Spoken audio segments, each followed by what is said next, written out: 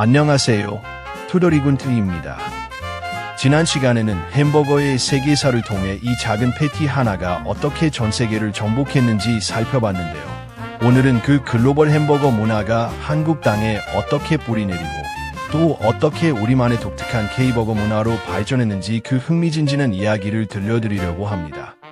세계 어디를 가도 비슷할 것 같은 햄버거가 한국에서만큼은 정말 특별한 모습으로 진화했거든요. 새우버거에 불고기버거, 심지어 김치버거까지. 과연 어떤 이야기들이 숨어 있을까? 한국의 햄버거 역사는 1979년 10월 25일 서울 중구 소공동 롯데백화점에 문을 연 롯데리아 1호점으로 시작됩니다. 당시 롯데그룹 신격호 회장이 일본 출장 중 맥도날드를 경험하고 한국에도 햄버거 문화를 도입하기로 결심했는데요. 흥미로운 점은 단순히 외국 브랜드를 들여오는 것이 아니라 한국인의 입맛에 맞는 독자적인 브랜드를 만들고자 했다는 것입니다. 이는 훗날 K버거 문화 형성에 결정적인 역할을 하게 되죠. 롯데리아의 초기 전략은 정말 혁신적이었습니다. 외국 음식인 햄버거를 한국인들에게 친숙하게 만들기 위해 새우버거를 개발한 것이에요. 창업과 함께 출시된 이 메뉴는 한국인들이 좋아하는 새우를 활용해 대성공을 거두었습니다. 1984년에는 KFC와 버거킹도 한국 시장에 진출했습니다. 특히 버거킹은 플레인 그릴 방식으로 구운 와퍼로 차별화를 시도했어요. 하지만 초기에는 이미 롯데리아가 구축한 시장 지배력과 한국인들의 입맛에 최적화된 메뉴들을 뛰어넘기가 어려웠습니다. 1988년 서울 올림픽을 계기로 맥도날드가 한국에 진출했을 때 이미 롯데리아는 한국 시장을 선점하고 있었습니다. 3월 29일 서울 강남구 압구정동에 1호점을 연 맥도날드는 전 세계 어디서도 경험해보지 못한 상황에 직면했어요. 이미 현지화된 햄버거 브랜드가 시장을 장악하고 있었던 것이죠. 맥도날드의 대응은 예상과 달랐습니다. 글로벌 표준을 고집하는 대신 자신들도 현지화 전략을 채택한 것이에요. 1992년 롯데리아는 불고기 버거를 통해 한국의 전통 맛을 햄버거에 접목시키는 본격적인 현지화 실험을 시작했어요. 이는 단순한 메뉴 개발을 넘어서 한국형 햄버거라는 새로운 카테고리를 창조한 혁신이었습니다. 맥도날드도 1996년 불고기 버거를 출시하며 한국 소비자들의 입맛에 맞추려 노력했지만 이미 1992년부터 불고기 버거를 성공적으로 운영하고 있던 롯데리아의 아성을 뛰어넘기는 쉽지 않았습니다. 더 흥미로운 것은 새우버거를 둘러싼 경쟁이었어요.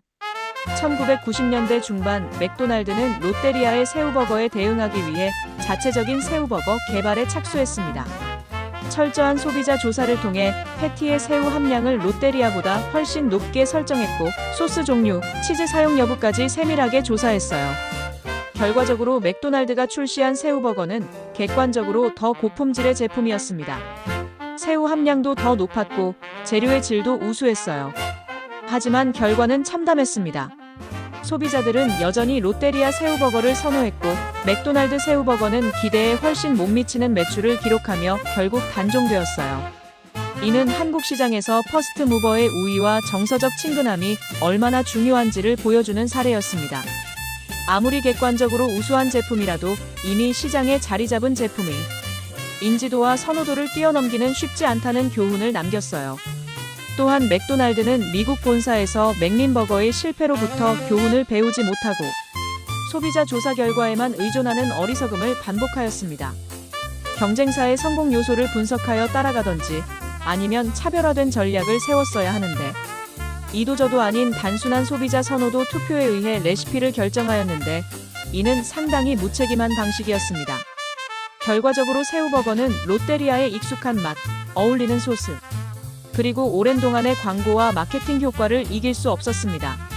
1990년대 후반 맥도날드는 또 다른 현지화 실험을 시도했습니다.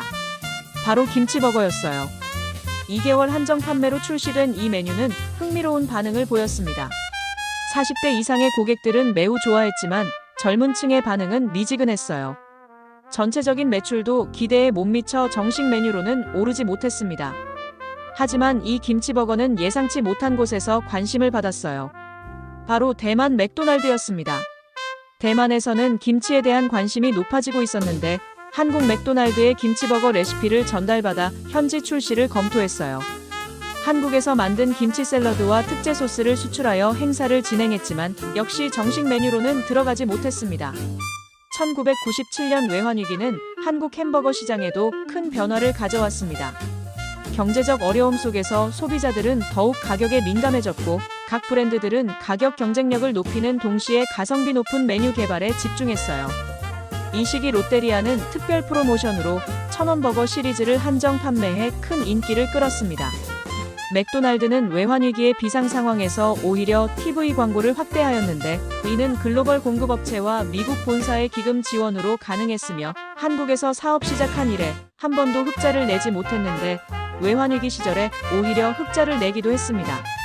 2005년 이후 맥도날드는 한국 지분을 회수하며 100% 미국 회사로 변모하고 외국인 경영진으로 교체했습니다. 두 개의 회사로 나뉘어 있던 회사 조직을 한국 맥도날드 하나로 통합하였고 맥모닝으로 브렉퍼스트 시장을 열었으며 배달 체계도 갖추었습니다. 또한 직영점 위주의 운영을 가맹점 개설로 바꾸며 직영점을 개발하여 오픈하고 기존 검증이 된 매장을 가맹점으로 전환하여 상당히 빠른 매장 수 확대를 이루어냈으며 매장당 매출도 늘어갔습니다. 2010년대부터는 완전히 새로운 트렌드가 시작되었습니다. 바로 수제버거 열풍이었어요. 이 변화의 시초는 2009년 출시된 크라제버거였습니다.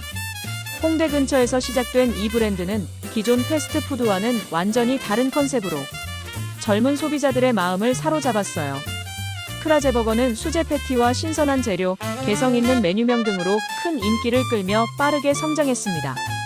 하지만 2013년 대기업에 매각된 후 급속히 확장하다가 품질 관리 문제와 과도한 확장으로 인해 서서히 시들해지기 시작했어요. 크라제버거의 성공과 실패는 한국 수제버거 시장에 중요한 교훈을 남겼습니다. 크라제버거 이후 수많은 로컬 수제버거 브랜드들이 탄생했습니다. 바스버거, 브루클린 버거 조인트, 하이파이브, 트래블러스 맵 등 각각 고유한 컨셉과 맛으로 소비자들에게 어필했어요.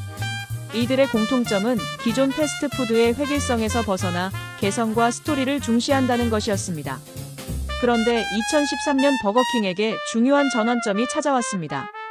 본격적으로 가맹 사업을 시작한 것이었어요. 2019년 전국 383개 매장에서 2024년 기준 515개 매장으로 꾸준히 매장 수를 확대했고 기존 대도시 상권 중심에서 중소도시, 교외, 역세권 등 다양한 입지로 출점 전략을 다변화했습니다. 더욱 놀라운 것은 매출 성장이었어요. 2020년 5,700억 원에서 2024년 7,900억 원으로 매출이 꾸준히 증가했고 영업이익도 2020년 82억 원에서 2024년 384억 원으로 크게 늘어났습니다. 5조 원대까지 성장한 국내 햄버거 시장에서 버거킹은 맥도날드에 이어 매출 2위를 기록하며 강력한 존재감을 보이게 되었어요. 버거킹의 성공 비결은 메뉴 개발과 현지화 전략에 있었습니다. 크리스퍼 치킨버거 플랫폼과 프리미엄 디저트 킹퓨전 등으로 와퍼 중심에서 치킨과 디저트 등으로 제품군을 확장했어요.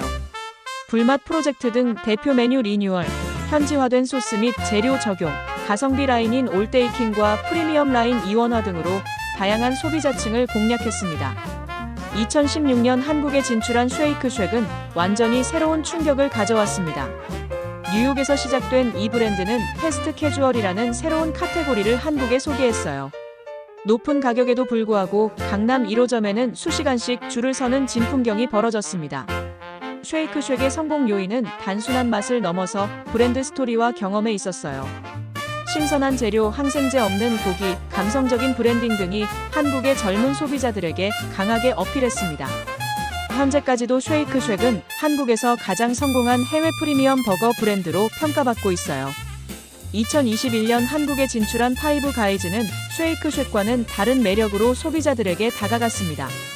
미국 동부 스타일의 정통 버거와 무제한 땅콩 서비스 등으로 차별화를 시도했지만 쉐이크쉑만큼의 폭발적인 인기는 얻지 못했어요. 하지만 꾸준한 팬층을 확보하며 한국 시장에서 자리를 잡아가고 있습니다. 맥도날드는 수제버거 트렌드에 대응해 2017년 시그니처 버거 라인을 출시했습니다. 골든 에그 치즈버거와 그릴드 머쉬룸 버거 등의 메뉴로 프리미엄 시장에 도전했어요. 기존 맥도날드 버거보다 높은 가격이지만 더 큰 패티와 신선한 재료로 차별화를 시도했습니다. 또한 최근에는 한국의 맛 시리즈 등 현지화 메뉴를 적극적으로 개발하고 있습니다. 롯데리아는 기존 메뉴의 품질 향상에 집중했습니다. 새우버거와 불고기버거의 레시피를 개선하고 패티의 두께를 늘리며 소스의 맛을 향상시켰어요. 또한 리브샌드나 한우 불고기버거 같은 프리미엄 메뉴도 꾸준히 출시하며 변화하는 시장에 대응하고 있습니다. 버거킹은 플레인 그릴링이라는 고유한 조리법을 강조하며 불맛을 내세운 마케팅을 강화했어요.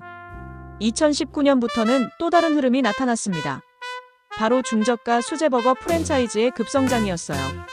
신세계푸드가 운영하는 노브랜드 버거가 1호점 오픈 후 빠르게 전국 확장하여 2024년 200호점을 돌파했습니다. 버거 단품 2,500원에서 5,900원, 세트 4,500원에서 7,700원이라는 합리적 가격의 일정한 품질을 유지하며 가성비를 중시하는 소비자들에게 큰 인기를 끌었어요.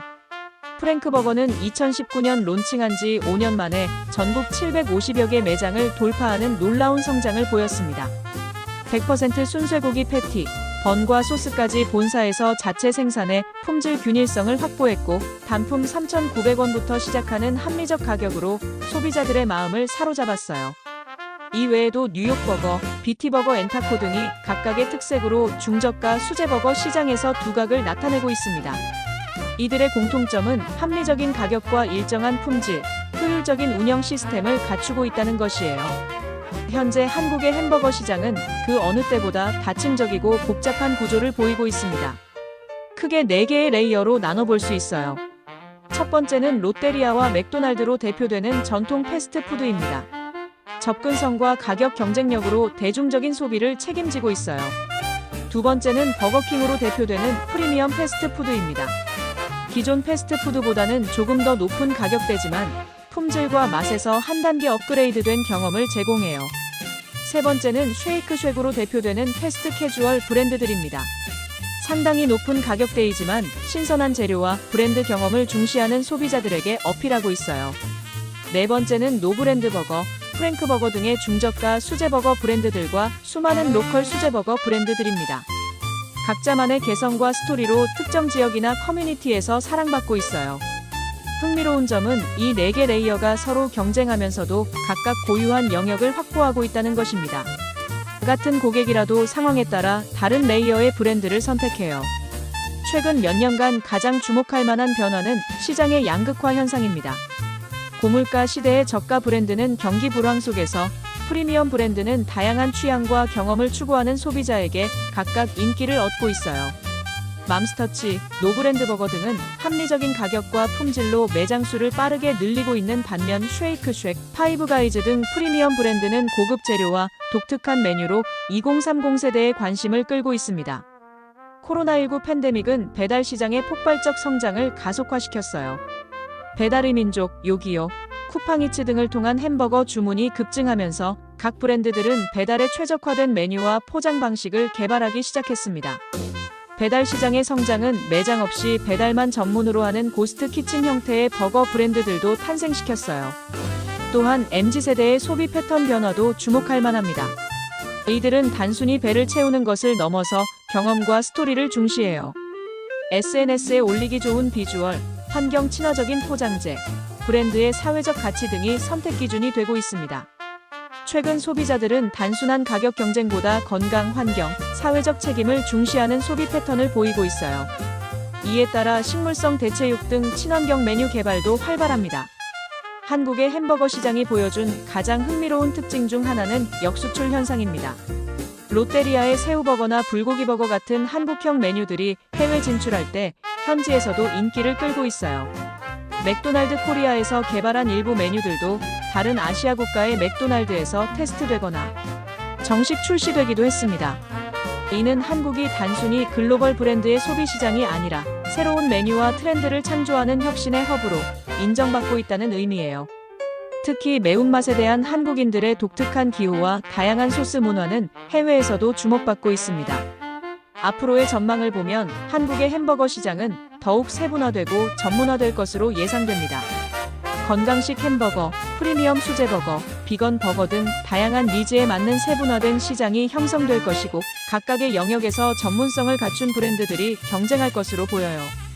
특히 환경과 건강에 대한 관심이 높아지면서 식물성 패티나 대체육을 활용한 버거들이 더욱 주목받을 것 같습니다. 이미 버거킹의 임파서블 워퍼나 맥도날드의 플랜트 버거 테스트 등이 이러한 트렌드를 보여주고 있어요. 또한 개인화와 커스터마이제이션이 더욱 중요해질 것으로 예상됩니다. 고객이 원하는 대로 패티 종류, 토핑, 소스 등을 선택할 수 있는 시스템이 더욱 정교해질 것이고 AI를 활용한 개인 맞춤형 추천도 일반화될 것 같아요. 기술의 발전도 햄버거 산업에 큰 변화를 가져오고 있습니다. 키오스크를 통한 주문 자동화, AI를 활용한 개인화, 추천, 로봇을 이용한 조리 등이 시범적으로 도입되고 있어요. 결론적으로 1979년 롯데리아 1호점 개점으로 시작된 한국의 햄버거 역사는 단순한 외국 문화의 수입을 넘어서 독창적인 K버거 문화를 만들어냈습니다.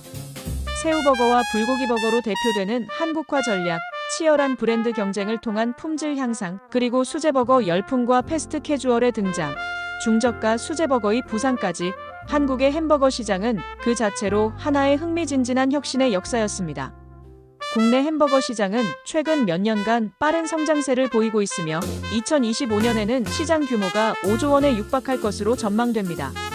글로벌 브랜드의 진입과 기존 브랜드의 신제품 출시, 현지화 전략 등으로 경쟁이 매우 치열해졌지만 그만큼 소비자들에게는 다양한 선택권이 제공되고 있어요. 이제 햄버거는 더 이상 외국 음식이 아닙니다. 한국인의 일상 속에 깊숙이 자리 잡은 문화이자 새로운 트렌드와 혁신을 만들어내는 창조의 공간이 되었어요. K-팝, K-드라마에 이어 이제 K-버거도 세계가 주목하는 한국 문화의 한 축으로 자리 잡고 있습니다. 앞으로도 한국의 햄버거 시장은 계속해서 진화하며 세계 햄버거 문화에 새로운 영감을 제공할 것으로 기대됩니다. 한국의 햄버거 진화사를 돌아보면 단순히 외국 음식을 받아들인 것이 아니라 우리만의 독창적인 문화로 재창조했다는 점에서 큰 의미가 있습니다. 새우버거 하나로 시작된 작은 실험이 이제는 전 세계가 주목하는 K버거 문화로 성장한 것이죠. 지금 이 순간에도 어디선가 새로운 버거가 탄생하고 있고 누군가는 더 맛있고 독창적인 조합을 고민하고 있을 것입니다. 바로 이것이 한국 햄버거 문화의 가장 큰 매력이자 앞으로의 가능성이 아닐까요? 다음 시간에는 어떤 흥미진진한 음식 이야기로 찾아올지 기대해주세요. 오늘도 투더리 군 TV와 함께 해주셔서 감사합니다.